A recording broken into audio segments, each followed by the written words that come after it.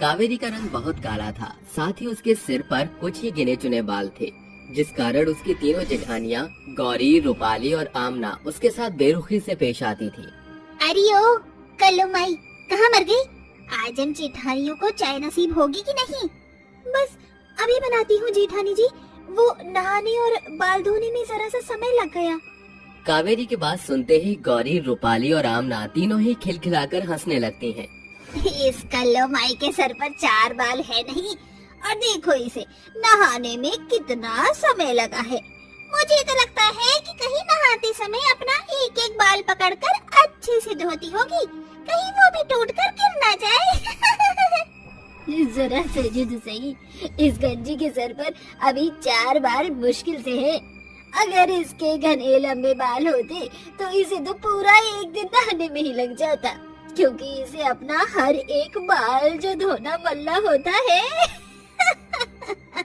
अरे ओ नजर पट्टू, यहाँ खड़ी खड़ी अब हमारा मुंह क्या देख रही हो? जाओ रसोई में जाकर हमारे लिए गर्मा गर्म चाय बनाकर लाओ, और हाँ साथ में गर्मा गर्म पकौड़े भी बना लेना। ये पहली दफा नहीं था जब कावेरी को अपने काले रंग के कारण अपनी जेठानियों के आगे शर्मिंदा होना पड़ा, क्योंकि उसे रोजाना ये बातें सुनकर बहुत बुरा लगता है, लेकिन वो किसी से कुछ नहीं कह पाती, जिसके चलते वो चुपचाप रसोई में जाती है और अपनी जेठानियों के लिए नाश्ता बनाना शुरू कर देती है। कुछ ही देर में कावेरी नाश्ता बनाकर अपनी जेठानियों को लाकर दे देती है। ये लीजिए जेठानी जी, मैं आपके लिए नाश्ता बनाकर लाई हूँ। पकौड़े भी हैं और गर्मा गर्म चाय भी है। गौरी जैसे ही पकौड़ा खाती है, वो अपने मुंह से पकौड़ा उगलते हुए काली देवरानी पर ताने कसती है। हे भगवान, छी छी छी छी, कितना गंदा स्वाद है इसका।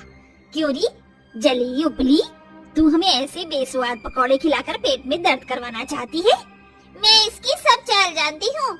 ऐसा कहने के बाद रूपाली कसकर कावेरी का हाथ पकड़ लेती है और उसके हाथों को मरोड़ने लगती है, जिसके चलते बेचारी कावेरी को बहुत दर्द होने लगता है।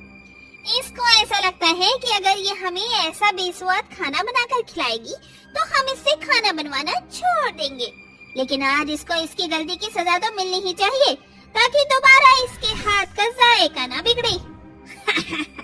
हाँ हाँ, इसे आंगन के पेड़ से बांध दो, इस गंजी टकले की जगह वहीं पर है। अरे नहीं नहीं, ये तो बहुत आसान होगा। क्यों ना हम इसके सर पर जो 4 बाल बचे हैं उन्हें भी उड़ा दी, क्योंकि इस बेचारी को अपनी 4 बाल धोने में बहुत समय लगता है ना। ना रहेगा बांस, ना बजेगी बांसुरी। आमना की बात मानकर वो तीनों मिलकर कावेरी के सिर के ऊपर से सारे बाल कैंची से काट देती हैं और उसे बिल्कुल गंजी बना देती हैं। ये तुमने क्या किया? थोड़ा तो मेरे बालों के बारे में सोचा होता। तुम तीनों मेरी जेठानी हो, मैंने तुम्हारे साथ कभी बुरा नहीं किया। अच्छा, इसकी जुबान कैंची की तरह भी चलती है। मैं तो कहती हूँ आज अच्छा मौका है, माँ जी भी सत्संग गई है, इस काली टकली चुड़ैल को इस घर से भगा देते हैं। गौरी, रूपाली और आमना तीनों मिलकर कावेरी को बहुत मारते पीटते हैं और उसे घसीट कर घर से निकाल देते हैं, और वो रोते बिलखते हुए एक जंगल की तरफ चलने लगती है। आखिर मैंने किसी का क्या बुरा किया जो मेरे साथ ऐसा हुआ? भगवान, ये किस जन्म की तुम मुझे सजा दे रहे हो? इससे अच्छा तो तुम मुझे पैदा ही ना करते इस दुनिया में। कावेरी रोते रोते चलती रहती है। तभी अचानक से उसके पैरों में एक पत्थर आ जाता है और वो धड़ाम से नीचे गिर जाती है, जिसके चलते उसके सिर पर एक गहरी चोट लगती है और वो वहीं बेहोश हो जाती है। बेहोश होने के बाद उसे उसकी माँ नजर आती है। मेरी बेटी, मैं जानती हूँ कि तुम्हें बहुत परेशानी हो रही है। इस काले रंग और बाल न आने की वजह से मैं तुम्हारी मदद करने आई हूँ। माँ, आप मेरी मदद मत करो, आप मुझे अपने साथ ले चलो। नहीं बेटी, ये जीवन बहुत ही मुश्किल से मिलता है।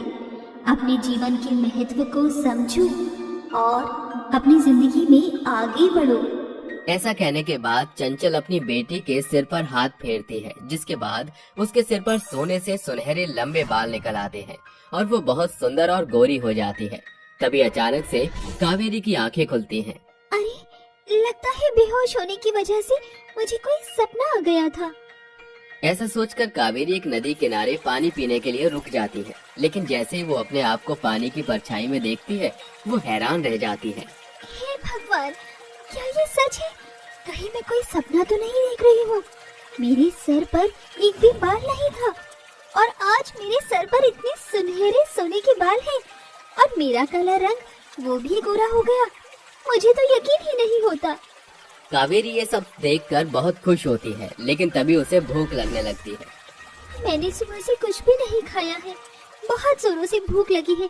काश मुझे यहाँ कहीं खाना मिल जाता। कावेरी के इतना कहते ही उसके सुनहरे बालों से एक रोशनी निकलती है, जिसके अंदर से बहुत ही स्वादिष्ट खाना प्रकट होता है। अरे ये क्या, लगता है ये कोई मामूली सोने के बाल नहीं बल्कि जादुई सोने के बाल है और ये मेरी इच्छा पूर्ति को पूरा कर सकते हैं।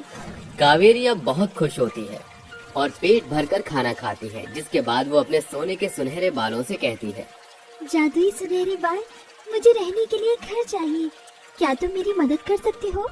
कावेरी के इतना कहते ही कावेरी की जादुई सुनहरे बालों से एक रोशनी प्रकट होती है, जिसके बाद देखते ही देखते वहाँ एक बहुत सुंदर घर प्रकट हो जाता है। जैसे ही कावेरी उस घर के अंदर जाती है, उस घर में रहने की सभी सुख सुविधाएं होती हैं। अरे वाह, यहाँ तो रहने की सभी सुख सुविधाएं हैं, मुझे तो यकीन ही नहीं होता। तभी कावेरी एक कमरे की अलमारी खोलती है, जिसके अंदर बहुत प्यारी प्यारी और सुंदर ड्रेसेस होती हैं। अरे वाह, मुझे तो यकीन ही नहीं होता, इतनी प्यारी प्यारी ड्रेसेस हैं यहाँ। लगता है कोई सपना देख रही हूँ। अपने आप को एक चोटी काट कर देखती हूँ। कावेरी अपने आप को एक चोटी काटती है, जिसके बाद उसे समझ आ जाता है कि ये कोई सपना नहीं बल्कि हकीकत है, जिसके चलते वो एक प्यारी सी ड्रेस पहनकर अपनी जेठानियों के पास पहुंच जाती है। हे भगवान, मुझे तो यकीन ही नहीं होता, क्या ये वही कावेरी है? ये कल्लो माई अचानक से इतनी गोरी और इसके सर पर बाल कैसे आ गए?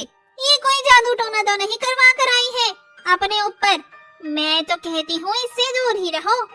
नहीं, ये सब तो मुझे वरदान में मिले हैं। मेरी माँ ने मुझे वरदान दिया और सब कुछ ठीक हो गया। कावेरी की बात सुनने के बाद उसकी तीनों जेठानियों के मन में लालच आ जाता है, जिसके चलते वो प्यार का ढोंग रचाकर कावेरी के पास जाती हैं और उसके बाल छूने के लिए कहती हैं। अगर तुम्हारे ये बाल असली है ना, तो क्या हम इन्हें छू सकते हैं? हाँ हाँ, क्यों नहीं। आमना, रूपाली और गौरी तीनों कावेरी के बाल छूने के चक्कर में कैंची से उसके बाल काटने वाले होते हैं, लेकिन जैसे वो तीनों उसके बालों को स्पर्श करती हैं, उन तीनों के हाथ जलने लगते हैं। तभी एक आवाज आती है, मैं तुम्हारे लालच को बखूबी जान गई थी और मुझे पता था कि तुम तीनों मिलकर ऐसा कुछ जरूर करोगी।